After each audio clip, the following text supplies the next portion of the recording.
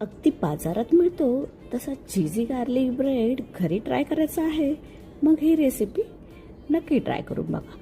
त्यासाठी एका वाटीमध्ये dry east, पाणी, मैदा, साखर एकत्र करून 5 ते 7 मिनिट साईडला ठेवलं. आता मैद्यामध्ये हे मिश्रण टाकून थोडं मीठ लागेल तसे पाणी टाकून 10 ते 15 मिनटं जोर लावून चांगले मळून घ्या आणि तेल लावून 1 तास साईडला ठेवा.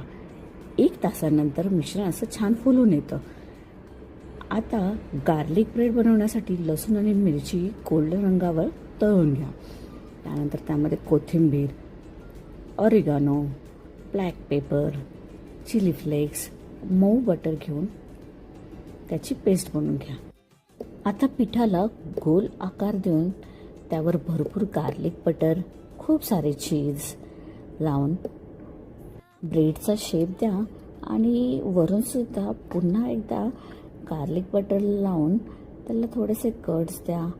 ऑरेगानो टाकायचे, चिली फ्लेक्स आवडीप्रमाणे टाका. आता हा तुम्ही कढईमध्ये, एअर फ्रायरमध्ये, ओव्हनमध्ये कुठेही बेक करू शकता. मस्त चीजी गार्लिक ब्रेड खाण्यासाठी तयार.